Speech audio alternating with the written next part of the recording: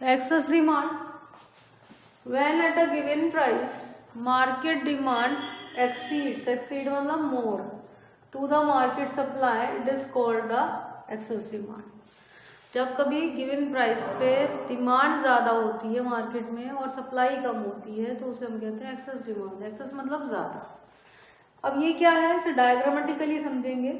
ये डिमांड है आपका, डिमांड कर्व डी कर्व, ये आपका सप्लाई कर्व है, और दोनों जहां पर कट करते हैं आपके, ये आपका इक्विलिब्रियम प्राइस हो गया। But at a given price जो कि below then the equilibrium price है, यदि प्राइस इससे कम है मार्केट में जो तय हुआ है, तो क्या होगा, सप्लाई तो आपकी ये है S1 और डिमांड है आपकी, ये डिमांड कर्व को यहाँ टच कर रहा है, तो this is your demand and this gap is called the excess demand. ये जो गैप है इसे कहते हैं हम लोग excess demand. Now the question is what happened if there is excess demand in the market. कभी बोली वाली कंडीशन देखिए, बोली का मतलब जब ऑक्शन होती है, ऑक्शंस का मतलब होता है कि एक सामान है या दो सामान है हमारे पास और खरीदने वाले ज्यादा हैं, तो क्या होता है, there will be a competition among the, there will be a competition among the sellers, sorry among the buyers। जो खरीदने वाले होते हैं वो क्या करते हैं, बोली लगाना शुरू कर देते हैं। एक कहता 100 रुपीज, दूसरा कहता 120। देखा है, टीवी में भी शो आते हैं इस तरह के कुछ डिस्कवरी वगैरह पे। तो क्या होगा, प्राइस क्या होगा, बढ़ना शुरू हो जाएगा। Price tends to rise, price क्या होगा, बढ़ना शुरू हो जाता है। जब बेचने के लिए कम है, खरीदार ज्यादा है, मान लीजिए एक पेन है, एक जना कह रहा 5 रुपए, दूसरा कह रहा नहीं 8 रुपए, तीसरा कह रहा नहीं 10 रुपए, तो क्या होगा, प्राइस बढ़ना शुरू होगा, क्योंकि डिमांड एक्सेस है, सप्लाई कम है, तो क्या होगा, प्राइस बढ़ना शुरू हो जाएगा। अब जब प्राइस बढ़ता है तो उसका डिमांड पे क्या असर पड़ता है, जब प्राइस बढ़ने लगेगा तो डिमांड आपकी कम होनी शुरू हो जाएगी। क्यों, due to the law of demand.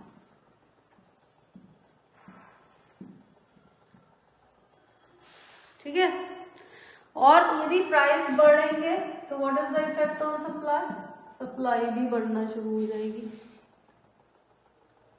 दूसरा कहेगा मेरे पास भी ये सामान बिक रहा है, जब 5 का बेच रहा था तो मैं कहता था मेरे को नहीं बेचना, लेकिन 10 का बिक रहा है तो मैं भी बेच, यानी सप्लाई भी बढ़ना शुरू हो जाती है। क्या है ये, this is called law of supply. और ये क्या रहेगा, it will continue till market demand equals to market supply. ये कब तक कंटिन्यू रहेगा, आप देखिए जब ऑक्शंस होती है क्या होता है, 100, 200, 300, फाइनली क्या होता है, खरीदार भी एक ही बच जाता है। यदि एक ही सामान है तो फाइनल में हमारा प्राइस कहाँ पे पहुंचेगा, जहां पर demand equals to supply. And ये जो एक्सेस डिमांड है इसका क्या होगा फिर, excess demand will wiped out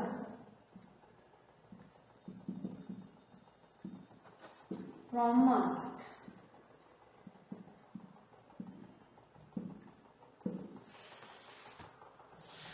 diagram से समझेंगे, यहाँ पे यदि प्राइस है तो इस प्राइस पे क्या होगा, ये प्राइस बढ़ना शुरू हो जाती है।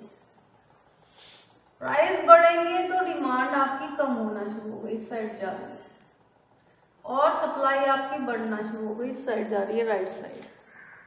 ठीक है, और कहाँ तक ये बढ़ना घटना कंटिन्यू होगा, आप देख सकते हैं कि ये जो सप्लाई है ये राइट साइड जा रही है यानी बढ़ रही है, और डिमांड जो है लेफ्ट साइड जा रही है यानी घट रही है।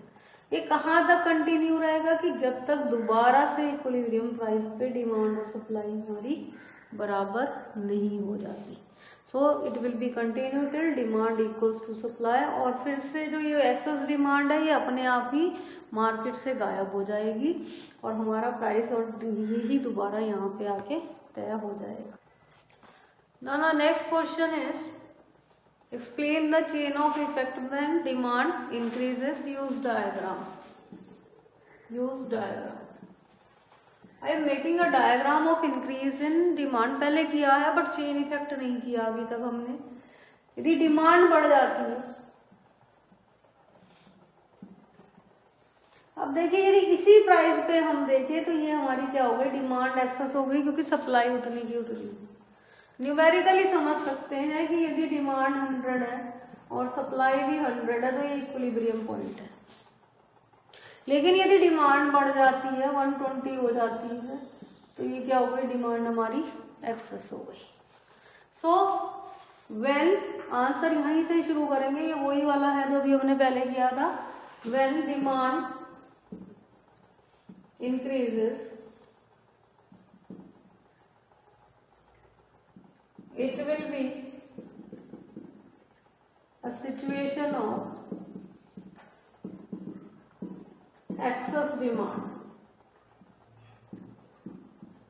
ये कौन सी सिचुएशन हो जाएगी, ये हमारी एक्सेस डिमांड की सिचुएशन हो जाएगी। अब चेन ऑफ इफेक्ट सेम चलेगा, there will be competition among the buyer. जब एक्सेस डिमांड होगी तो बायर्स में कंपटीशन होगा, price tend to rise, and due to rise in price demand decreases, contracts, and due to rise in price supply expands due to law of supply, and it will continue till demand equals to supply, and finally this result we will change। ये change हो जाएगा, you can see this is the new equilibrium point and this is the quantity। Last में क्या लिखेंगे, as a result equilibrium price as well as equilibrium quantity increases। You can see that question is different but the answer is same। The next question is explain the chain of effect when supply decreases। Get it, what will happen when the supply decreases? Demand is 100, supply is 100, demand same है, supply decrease हो जाएगी तो भी ये क्या बन जाएगा हमारा, it is a situation of excess demand. दोनों 100 है, सेम है, सप्लाई कम हो गई 80 हो गई तो डिमांड तो 100 है, एक्सेस डिमांड हमारी आ जाएगी। फिर से हमारे चेन ऑफ इफेक्ट वही चलेंगे। When supply decreases it will be a situation of excess demand. एक गिवन प्राइस पे यदि सप्लाई कम हो जाती है, सप्लाई आपकी कम हो जाती है, तो ये क्या हो गया आपका, this will be a situation of excess supply. Again there will be a competition among the buyer, same answer. Then price tends to rise, price बढ़ना शुरू हो गए, प्राइस बढ़ने से demand contracts and due to price in price supply expands due to law of supply and it will continue till demand equals to supply. Final answer change कर देंगे accordingly, price आपके बढ़ गए हैं यहाँ पे बट क्वांटिटी कम हो गई है। So as a result equilibrium price increases and equilibrium quantity decreases. बस ये लास्ट की हमने दो लाइनें चेंज की हैं accordingly. So this is the chain effect and these are the all very important questions and will come into the examination.